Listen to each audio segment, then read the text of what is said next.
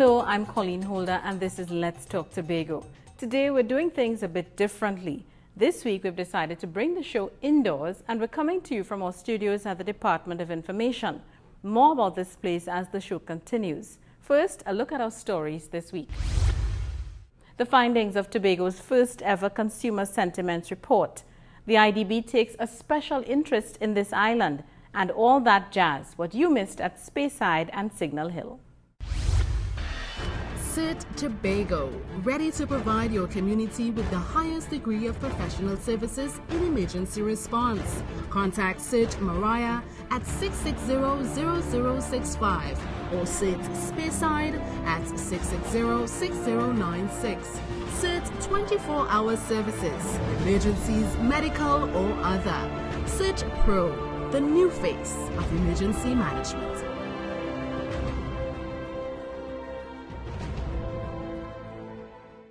Welcome back. You're viewing Let's Talk Tobago. We've brought the show off the road this week to the Department of Information Studios, the place where most of the Tobago House of Assembly's live and pre-recorded productions take place.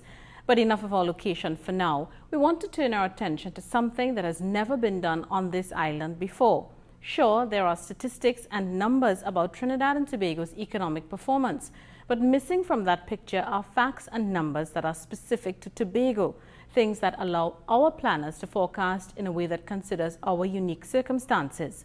Well, no more. That's now a thing of the past. Umadara Mills tells us why. An examination of the Consumer Sentiments Report, the first of its kind to be done in Tobago. Its contents speak to the economic performance of the island, providing clues about employment, the investment climate, and consumer confidence. Economist Dr. Ralph Henry, who presented the report, says its findings will affect the growth and the diversification of Tobago's economy. How people feel will dictate how the private sector might anticipate certain movements in the economy, and how the government, recognizing if there's a lot of pessimism, what they might do to roll back the pessimism and create a greater degree of optimism so that people start spending. The survey was done with random participants from 35 communities throughout the island, and among its key findings are that most consumers anticipate an increase in the prices of food, housing, clothing, and transportation. It also found that the island's population is mildly optimistic about Tobago's economic future, 17% of whom felt things will worsen, while 22% thought that it will improve. I have been over the years looking at the way I spend, what I save, what I invest, sort of. So what it has done, it has sort of reignited that approach and to have me more fine-tune my operations in terms of spending. I would not say optimistic as yet until I see what the other quarter release, because this is basically a base statistical review. But it's a review that's critical because the data that's currently available on Tobago is very limited. The Division of Finance and Enterprise Development says while the CSO provides estimates for the country, the Tobago component is seldom large enough. The findings of this survey will also be useful to our fiscal policy and business development units, as well as the wider business sector, as this critical information can be used to assist in the formulation of fiscal measures to meet the changes we detect and track what types of business opportunities will be in demand in the future. This Consumer Sentiments Report was done late last year. Another survey is expected to be conducted in the coming months to see if there are changes in the perception of the island's consumers. I'm Umadara Mills for Let's Talk Tobago. Trinidad and Tobago, a twin island republic coexisting side by side under one flag. But for all the similarities we share with our sister isle, there are things that set us apart. It's perhaps the reason the Inter-American Development Bank, the IDB, has been talking to the Tobago House of Assembly, seeking to give the THA greater involvement and a greater voice in its projects. Davia Chambers reports. executing a plan that will see the IDB mounting a yearly mission to Tobago to discuss how it can assist with development here. The bank's country representative, Michelle Cross-Fenty, says collaboration has already started. He had mentioned the seamless education loan, and essentially what's happening is as we approach the second tranche of that loan, there will be 5 early childhood centres being built in Tobago. The Tobago House of Assembly has been pushing for a greater say in the decision-making process for projects that impact Tobago. And now it has been confirmed that the Assembly will have increased participation in the primary school curriculum, the Citizens Security Program, the Integrated Coastal Zone Management, and Sustainable Solar Water Heating pilot programs. We will have initiatives that will benefit specifically communities in Tobago. So that's what he was talking about. Earlier today, we launched a coastal management technical corporation, again specifically for Tobago. The value of that was $600,000 US. So we hear what the THA is saying loud and clearly, and it's important for us to be able to develop interventions that suit Tobago. Mrs. Cross-Fenty says since the IDB is a sustainable development bank, it's critical for them to design programs that help achieve that goal. The IDB representative headed a 12-member mission to the THA, comprising members of the bank and the Ministry of Planning. I'm Davia Chambers for Let's Talk Tobago. But the IDB isn't the only organization that came knocking. There's another that's very interested in this island. Their concern, game fishing and ecotourism. So much so they came down from Florida to have talks about what they've described as the golden resource swimming around Tobago. Lisa Marie Bonaparte picks up that story. A meeting that will hopefully boost Tobago's ecotourism package. The Billfish Foundation is an international organization set up to ensure local communities benefit from the economic value of sport fishing. And it's here to get the support of the man in charge on this island, the Chief Secretary. What's so important for the Caribbean that we see is that the golden resource that swims around your island is conserved responsibly to be available for the Caribbean residents. You don't want to see all the resources, money, and benefits and the fish going to a distant water rich nation. You want them here for locals. The term billfish is the name of a group of migrating predatory fishes like sailfish, marlin, and swordfish, fishes that can all be found in Tobago's waters. And so they made their case for the industry, discussing the impact of commercial fishing of billfish within the boundaries of the islands in the Caribbean, discussing the importance of Tobago's international game fishing tournament to Charlottesville, making a case for the permanent location for the Tobago Game Fishing Association, and telling the Chief Secretary why it's important to conserve the variety of marine fish surrounding Tobago. Mrs. Peel says that billfish are not killed for trophies, but that they are in fact caught and released. A lot of anglers now are even using circle hooks that aren't offset, meaning they don't have and it hooks the fish here in the corner of the jaw. You can release that fish and it swims off and it's there another day for another user of the resources. Tobago Game Fishing Tournament is already a success in its own right. It's the reason the Billfish president believes that sport fishing will add another facet to Tobago's ecotourism.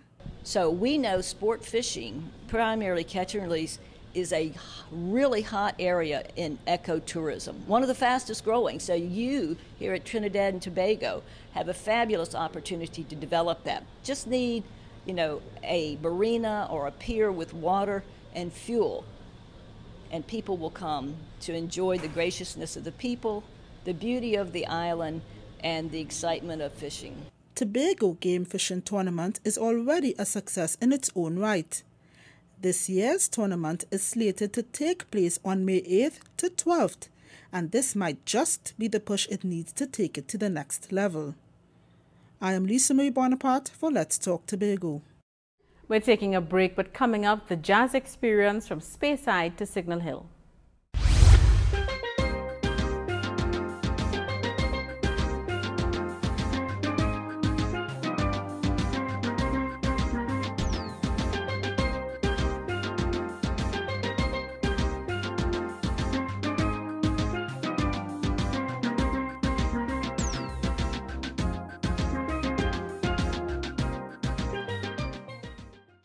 You're viewing Let's Talk Tobago. Thanks for staying with us. Today we've changed things a bit, bringing the show indoors to give you a sneak peek of what happens here at the Department of Information. We're in studio and the home to all our post-executive media briefings. Let's leave it there for now to tell you about the 2013 edition of the Tobago Jazz Experience, which ends on April 28th. The architects wanted to ensure no one is left out, taking the show around the country. Here's what happened at some of the locations. If you wait all year for jazz, if you wait all year, tell them, yo, I said we wait all year, come on, shop the play. We wait all year, come on, shop the play. Bring your hands and let go. Jazz in the East. The beginning of the week-long events for the Tobago Jazz Experience 2013. And the patrons indeed got a treat from local and regional artists. Believe me when me talk, be careful when you walk the streets in Tobago. Believe me when I talk, oh, be careful. I will leap a gunshot to echo. Sometimes it lasts in love, but sometimes it hurts instead. Regional saxophonist Arturo Tapin changed things up a bit.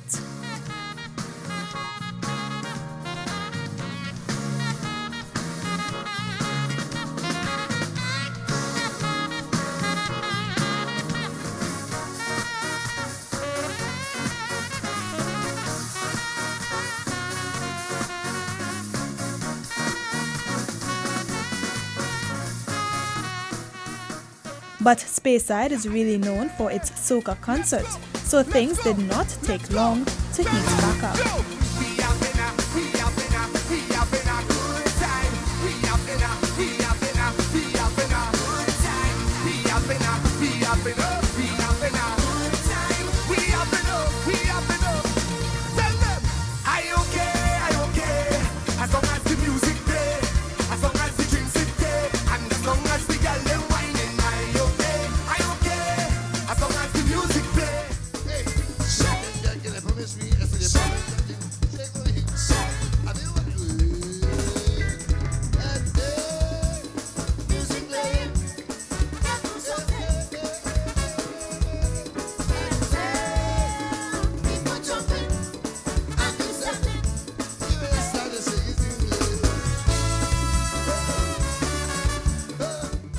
From Speyside to Signal Hill, Jazz on the Hill, where upcoming talent got the chance to showcase their sets.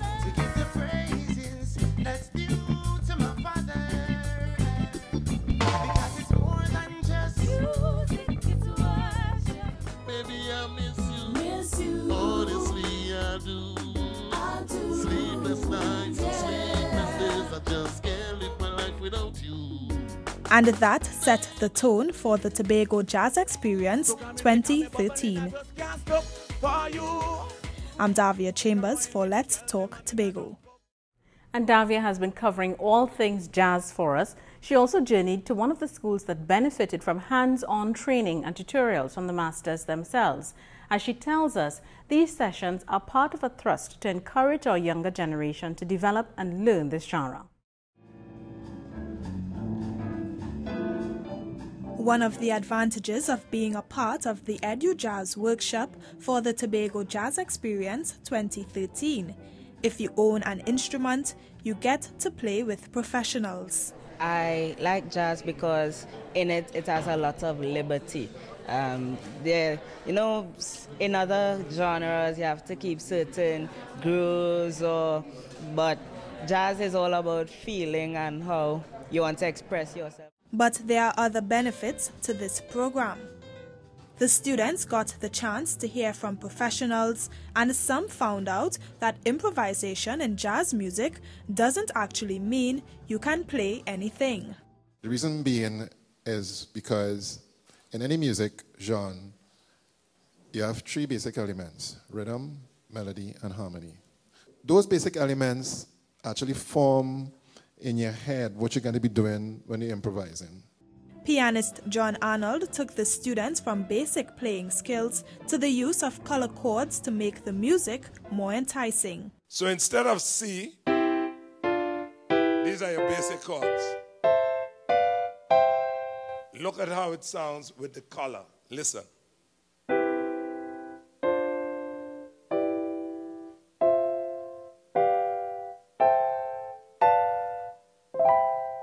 Right, the color does add instead of. So in jazz, we don't use the triads. We tend to use the chords with the colors. When it comes to drumming, players have freedom.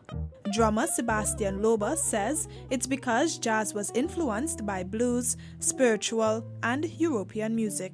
In other bands, when I was playing plenty of times with John, and when I do some breaks, he making noises. No, not so much. Keep the group together, play your beat. But then jazz is different. We can do things, more improvisation like guitar players do, like piano players do, saxophone players do. Well, these tips surely stood out to the students and even teachers. It's helping me to communicate more with my students and let them understand where they can go with their music. And it's yet another way of me speaking with them, because so many of our students feel that the music at school is just academic work, but it's much more than that. This is the second annual Edu Jazz Workshop, and it's geared towards engaging young musicians to this field of music. I'm Davia Chambers for Let's Talk Tobago. Staying with our fun theme, we're moving from the stage to a playground of sorts, but this one doesn't have swings and seesaws. It has pushed the boundaries a bit more, introducing ATVs and zipliners. Lisa Marie Bonaparte gives us the details. NJM Fun Park Entertainment in Tobago. It's sort of a one-of-a-kind here on this island, a place where both adults and children can coexist and enjoy some downtime. It took me about 3 years after that thought, to get into it. So I invested some money in the children battery-operated cars and bikes. And then from there, we got into the adult rides. And I saw that it would have been a good business because we didn't have anything like it here. So time and time, we invested and saved some money, and now we have a zip line. A zip line and what's seen here today. But Owen says it was a journey, one that saw him constantly seeking new ways to grow and new investments that would have allowed that to happen. When we launched here last year, just before the Easter, THA put some money into the launch. Different to that, when we wanted to buy some bigger bikes, we went to the BDU and they gave us a loan. NJM Fun Park collaborates with an entity that is run by one of Owen's main business partners, Samuel Eastman. Mr. Eastman believes this synergy keeps the youth busy and active. One of the things that we try to do in Tobago is to get the kids off the street in order to boost the island. And there are people who have visions and things in order to bring it, that it could take the island forward. But the park has reached customers beyond Tobago. Meet Curtis, who visits almost every time he vacations on this island. He believes it's something even Trinidadians can appreciate. I always contact him whenever I come up to Tobago. And then he told us about this new site. Of course, I was very excited about that. And then we tried the zip line, the children went up on the mountain with the ATVs. So it's a real fun thing for kids, really, really nice. While it's all fun and games for patrons, Irwin ensures that safety is paramount at the park. Every activity is done in keeping with industry safety standards. But because the zip line is new to Tobago, he went a step further to ensure his customers, bringing in fire officials to check and certify it for safety. Tobago is sand, sun, and sea. But if you are looking for another option to enjoy the outdoors, this may be as good as a place to start. I am Lisa Marie Bonaparte for Let's Talk Tobago. It's time for another break, but stay with us because on the other side, your say on new initiatives to ease traffic in Scarborough.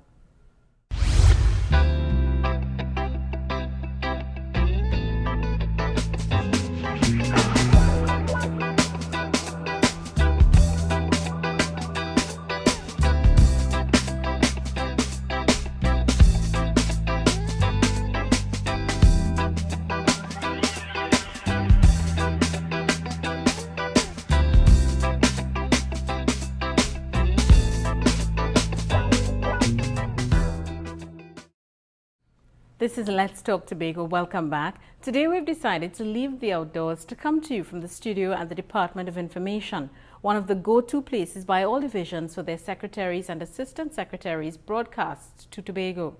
But we want to leave it there for now to share with you how 2 churches in the west of Tobago will now have some of the funds they need for construction and upgrade of their places of worship. Davia Chambers reports. With an unsecured roof at their current building, they are now equipped with some of the funds to build a new sanctuary. As Patricia Venus Henry of Divine Restoration Worship Tabernacle in Crown Point puts it, it'll also save the church money. So we are elaborating, for more space, for more people to come when we are having events. Many times we have to go rent different places because of space. So we are constructing our new building. She says they plan to begin the construction as soon as possible. It is very costly, labor is costly, material is very costly. So you need as much funding or as much financial help as possible for us to construct that edifice that we are going to build. While that church needs a new home, Prophetic Mission International in Canaan recently transformed their building with a new roof. But this was only possible because the money was donated to the church by one of its members. Today, she's reimbursed for her good deed. Meanwhile, we were waiting. I did the needful, and therefore she said she will ask them to give me back even a bit, It's not half of the amount, but at least it's a little bit. It's a contribution of which I do appreciate. The checks were distributed by the Chief Secretary, Orville London, and amount to $30,000. I'm Davia Chambers for Let's Talk Tobago. And more than 700 Tobagonians have benefited from educational and technical opportunities provided by the Youth Training and Employment Partnership Program YTEP. Omatara Mills brings us some of the graduates' experiences shared during their graduation ceremonies. Dressmaking and design, commercial food production, and cosmetology are just some of the programs provided by YTEP.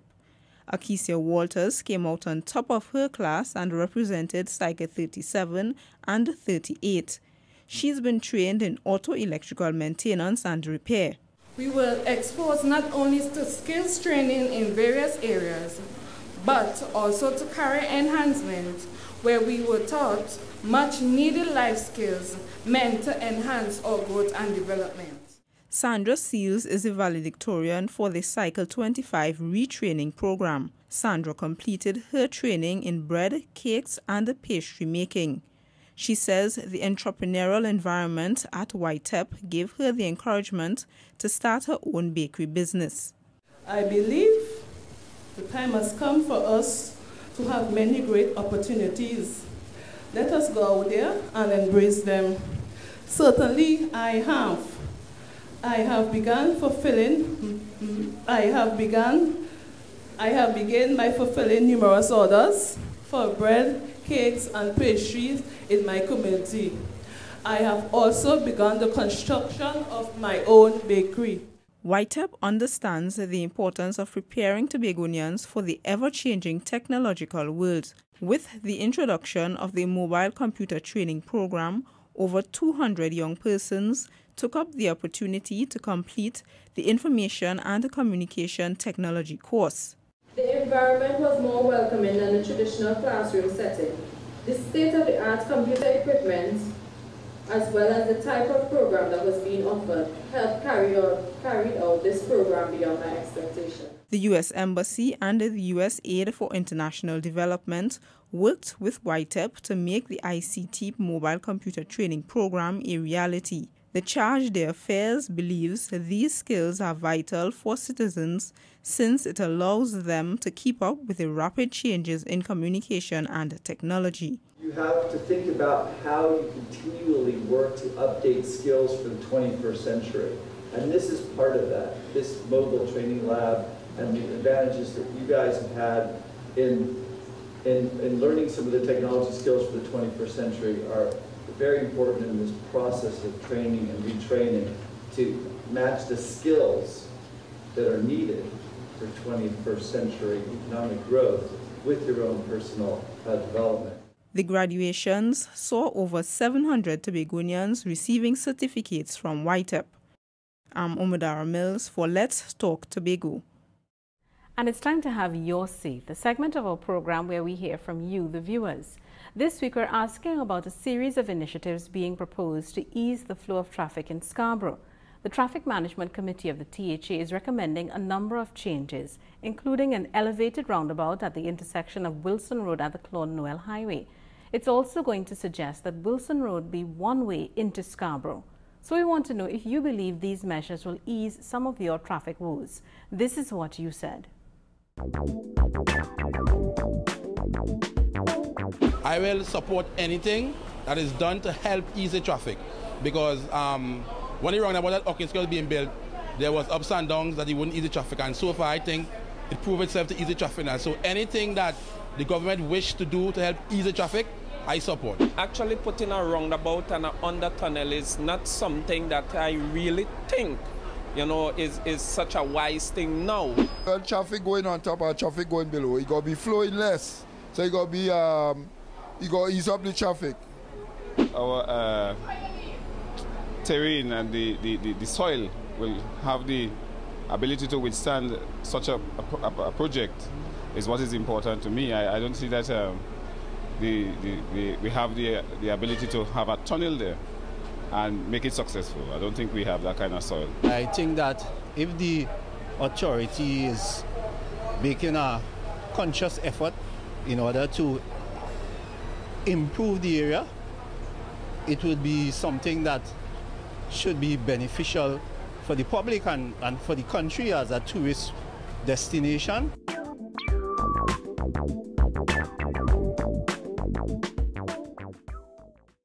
And that's how we bring this week's edition of Let's Talk Tobago to a close. Do remember you can send us your comments to information@tha.gov.tt or visit us at www.tha.gov.tt. Like us on Facebook and add us to your YouTube playlist. I'm Colleen Holder, and on behalf of all of us at the Department of Information, have a safe and enjoyable week. And as we go, we leave you now with some more performances from the Tobago Jazz Experience 2013. We'll fall in love again. We were born and raised in a summer haze. You are my tried and true.